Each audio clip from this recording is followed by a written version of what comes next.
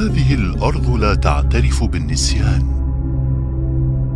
لا مكان فيها للحكايات العابرة.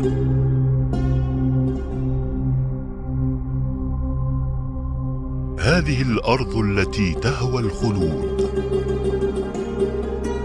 ما انطفأت شمسها يوما ولا غادر اسمها تاريخ الصفحة الأولى للوجود. التاريخ هنا باق، وهذه شواهده، فلا فرصة لها للاندثار أو الضياع.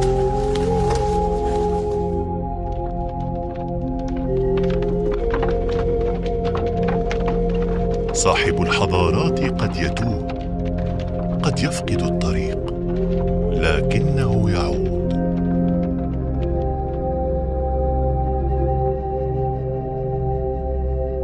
آثاره البهية لا تشيخ، لا تعرف النهاية، ولا لعمرها حدود.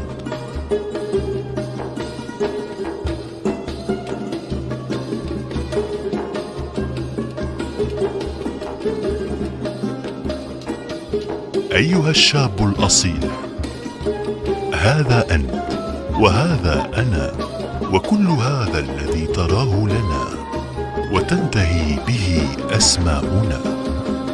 على جانبي بوابته اليمنى يستقبلنا الملك اليمني ذمار علي ونجله الملك ثاران يهنعم بهيئتيهما التاريخيتين المعروفتين، وهنا وعلان يمنيان على طرفي البوابة الرئيسية بواجهتها المنقوشة بأحرف المسند اليمني القديم.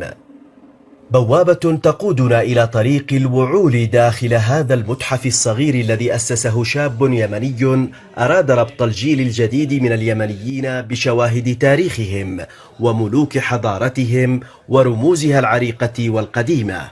بمئزره القصير يقف هنا الملك معد يكرب أحد ملوك سبأ في القرن الرابع قبل الميلاد، وقربه ذات مزر أو آلهة العنب في الحضارة اليمنية القديمة على لوح نحتت عليه رسوم بشرية وأخرى حيوانية ونباتية، وأمامهما نقش ترنيمة الشمس أو أنشودة التوحيد ودعاء الاستسقاء والابتهال إلى الله قديما.